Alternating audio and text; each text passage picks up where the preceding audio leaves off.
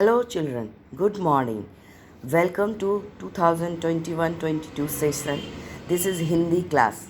Today I am not going to start the lesson. Today I am going to give you the Hindi वर्णमाला यानी Hindi alphabets जो पिछले कक्षाओं में आप पढ़ चुके हैं, लेकिन फिर भी मैं एक बार रिविजन कर दे रही हूँ।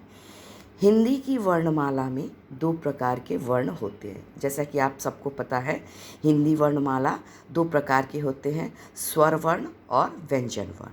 स्वर वर्ण जिसमें अ, आ, हर्ष ई, दीर्घ ई, हर्ष उ, दीर्घ उ, री, ए, ओ, औ, अं, अ, ये वर्ण आते हैं। ये कुल 13 वर्ण होते हैं जो स्वर वर्ण में आते हैं। इसके दूसरा होता है व्यंजन वर्ण। व्यंजन वर्ण को 3 तरह के वर्णों में बांटा गया है। ये क से लेकर म तक स्पर्श व्यंजन कहलाते हैं।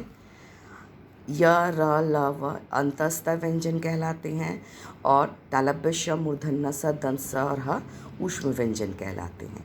इन स्पर्श व्यंजन को 5 भागों में बांटा गया: क वर्ग, च वर्ग, ट वर्ग, त वर्ग और प वर्ग।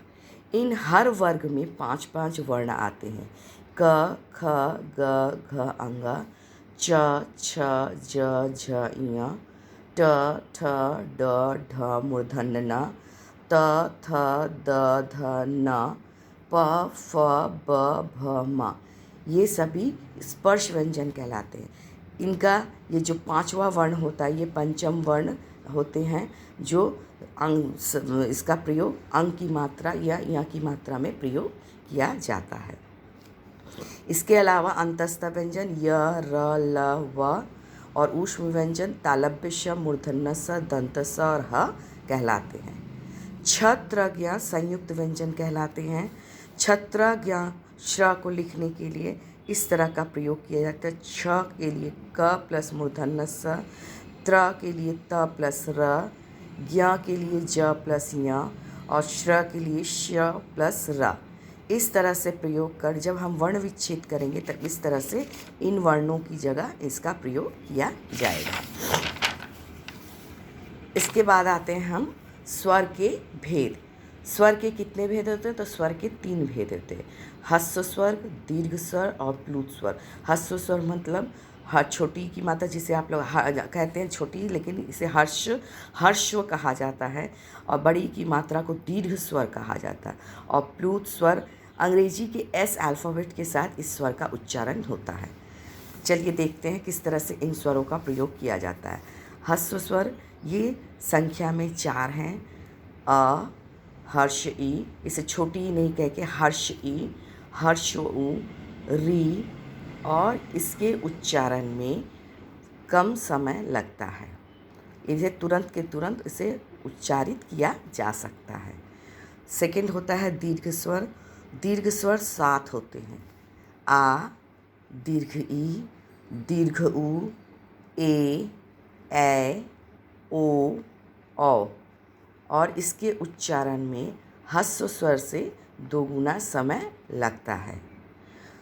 तीसरा है प्लुत स्वर। प्लुत स्वर एक ही है जैसे ओम। अभी हमने बताया कि इसे अंग्रेजी के एस अल्फ़ाबेट के साथ, जैसे हे राम, हरे राम, ओम, इस तरह का वाक्य शब्द प्रयोग में इस स्वर का प्रयोग किया जाता है और इसके उच्चारण में ह्रस्व और दीर्घ स्वर से 3 गुना समय लगता है। इसके अलावा स्वरों की मात्राएं, ये स्वर की मात्राएं हैं। इन मात्राओं का प्रयोग आप क से लेकर घ तक अपनी नोटबुक में करेंगे। आप इन सबको अच्छे से पढ़ेंगे। सबसे पहले आप अपनी हिंदी की नोटबुक बनाएंगे। हिंदी की नोटबुक में सबसे पहले पेज पे अपना नाम, अपनी क्लास, कक्षा, अपना वर्ग और आप लिखकर स्कूल का नाम हिंदी में लिखेंगे, इंग्लिश में नहीं।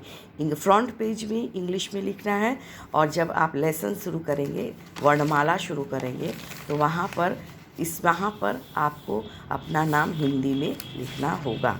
इसके बाद आप अपना इस क्लास को शुरू करेंगे। हिंदी की वर्णमाला को आप लिखकर नोटबुक में हमें व्हाट्सएप पर भेजेंगे। मेरा नंबर है आपको व्हाट्सअप नंबर मिल जाएगा। Thank you.